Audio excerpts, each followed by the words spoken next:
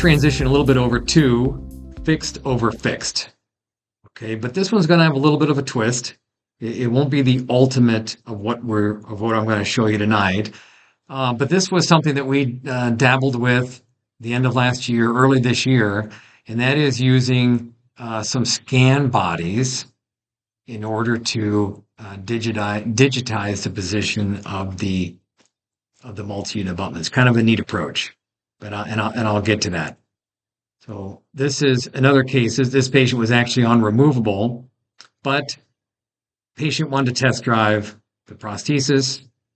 They wanted to see the bite, the smile, the tooth position, the feel of it. So this is a little bit more than most are going to do. But doctor put multi-unit abutments in, did a digital workflow in order to make prosthetics, just some kind of down and dirty prosthetics to get tooth position, smile, lip support, basically get the patient to sign off on this big expensive case with a test drive. Right. And so at this point, there's a couple different ways to go for records. The patient's stable, got a good bite, and this was early on. And so what we did was we decided that doctor would just scan the upper lower because they've been equilibrated. So scan upper lower, include some palatal tissue, which is, I will get to that a little bit, but that's really important. Get some palatal tissue. He put some scan bodies on the multi-unit abutments and digitized the patient. It's pretty creative. And then, and the next part will be kind of first time I've ever seen it.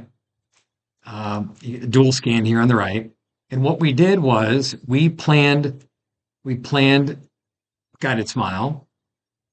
Kind of fun pictures here through the RealGuide software, again, of the limited real estate. And you can see why we want to have structure here when we do these cases. But we made pin guides that are made to fit the actual scan bodies. And this one really got us thinking, you know, what the possibilities are, because it's kind of silly to put scan bodies in the mouth and put a prosthesis on it or a pin guide. But that's what we did. And doctor went through the whole process, pinned them, very stable.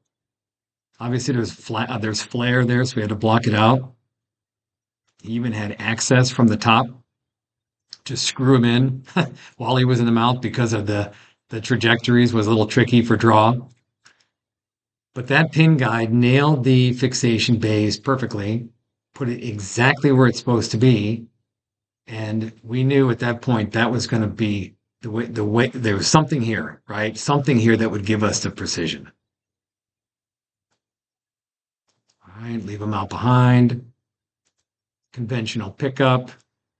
Most of these cases, maybe the first 60 or 70 cases, were full stackable GuidedSMILE prosthetics delivered in surgery, delivered with the case.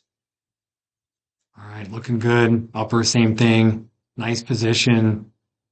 Again, the pin guide was resting on the scan bodies. Implants come out. Implants go in. Leave them out behind for stability. And then just kind of showing off the precision of the whole thing. All right, so there you go, and then finish up the case. So a patient went from removable to fixed to ultimately to a long-term temp there. And you can see the engineering of that plan, the implants, the pterygoids. Now he was placing pterygoids guided. You know, you saw that here in the, you can see on the back right, top back right, fully guided case to get these pterygoids in the right place. Really nice case. All right. A little recap, just a few seconds on this. This was a recap. So I'm kind of moving from left to right, where we did traditional dual scan, and then we started scanning the prosthetics. Then we started scanning the tissue and the locator abutments in the mouth, and we would use that scan of the mouth, and we would basically invert it and attach it to the denture dual scan for precision. And we just kept dialing it in. And then recently I invented these arch bridges for locators. You can see it in the bottom right. You just click those onto your locators and your locator position is perfectly digitized. So we're not totally rolling that out yet, but you can imagine the precision with a new style Grammetry scan body on locators and what that will mean. So let's go through Jay. Hers is a little bit of a combination of what we've been talking about. Upper is fixed, lower is natural teeth. She has been in a she's been in a fixed hybrid for many years. Uh, this is just acrylic, repaired, super glued. A lot of love went into this case, holding it all together until it was really just time to restore. Right, so the upper is going to be a revision, the lower is just going to be a full arch case. So just real quickly with the records on this were obviously the photos. Use our checklist for the photos. Very important to pick the exact right ones because we use the photos for a lot of things. Bite, smile line, transition zones, vertical, smile, like all kinds of things. So we like to have the photographs. These are not the photographs. These are some of them. Intraoral scans, upper, lower bite. And again, I don't show it here, but make sure you scan the palate on these cases. Otherwise, you don't have any references. You got to scan the palate. And then on the bottom right, you'll see a 360 scan of the prosthesis. Okay.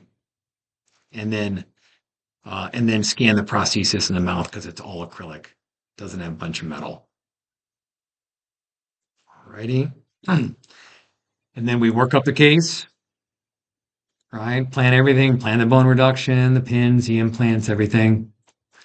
And Jay's case was one of the very early ones that we did. So I'm moving them around a little bit here, but mostly for educational purposes because as you'll see on that image on the right, look how far labial our fixation base is. Very far. And that puts a lot of stress on the pins. This case is a pterygoid guided case. We don't want flex. We don't want movement or wobble, not flex, but wobble in the fixation base. But we don't have any choice because the patient's already wearing a prosthesis. And you can see the draw on the left image, how far labial we have to get beyond the teeth. Now, I know that there are guides out there that you put on the bone and then you come in with a fixating device, but there's just too much undercut for that. You have to have a bone reduction guide that's not engaging the actual bone, but is pin supported, and it's just too far labial. So this was one of the reasons that forced us into thinking another way to make pin guides. Very important, right? That whole, obviously, the pinning process. Now, doctor got through it. Did get some stability. Obviously, it's being inserted on the patient's existing teeth. So there's lots of stability there. But the real issue is, are you going to maintain stability through the whole surgery with 4 pins like that in the anterior? And that is why you leave them out behind, right? Get the first implants in, leave them out, secure it, and then you can address the pterygoids.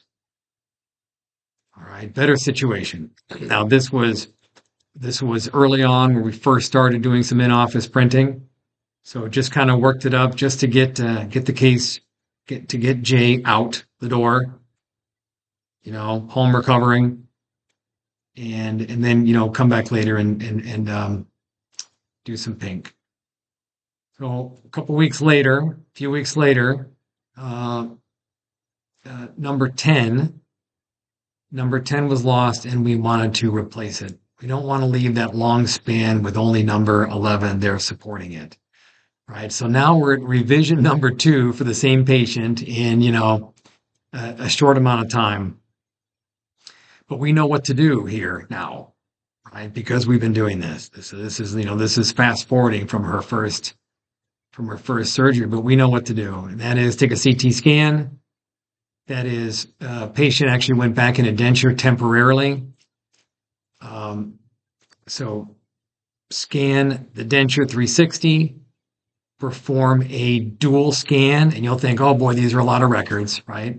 But do the dual scan, in this case, scan the abutments with the intraoral scanner. Now we can easily stack everything together, right? Palate tissue.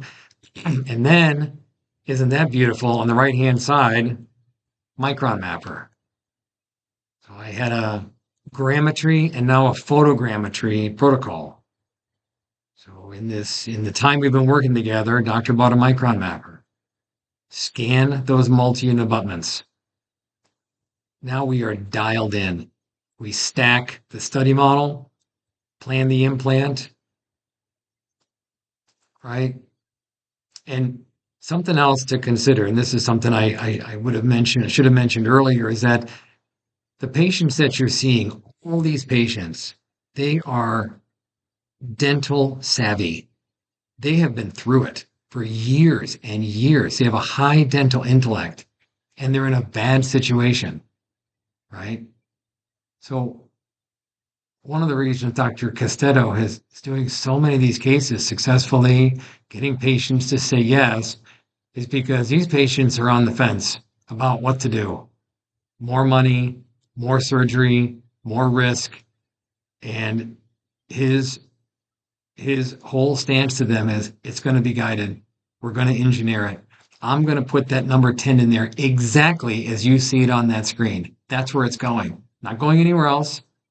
And I'm going to show you where the bone is, and I'm going to make sure that you have confidence that I'm going to deliver this case as I promised. How nice is that for a high dental intellect patient? They love hearing it. They say yes because of the precision of this. Now look at what we did here. Yes, over-engineered, right? But how much work was it really? There's no sleeves, right? It was just a micron mapper scan and some other normal guided surgery scans. We used the best screw in the world, in case Dr. D is listening. Great screw, vortex screw, cinches down, tightens it up.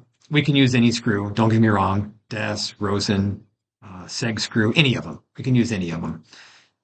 Screw it in, wait a couple minutes, screw in a little bit more, some tissue pressure, and then once it's down, you are going to be drilling in the right place. And again, these are all Nobel BioCare implants. This is their whole Nobel system, the voucher system.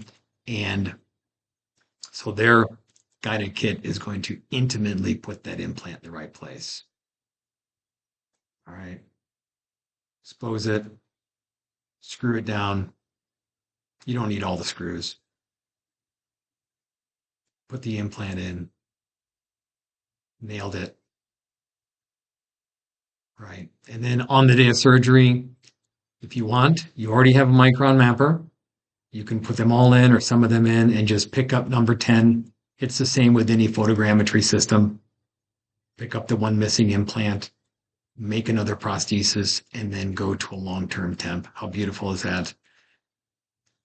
We went from revision 1, revision 2, and now patient Jay is happy for the first time in many years and went through it confidently. And let me tell you, Jay has a very high dental intellect.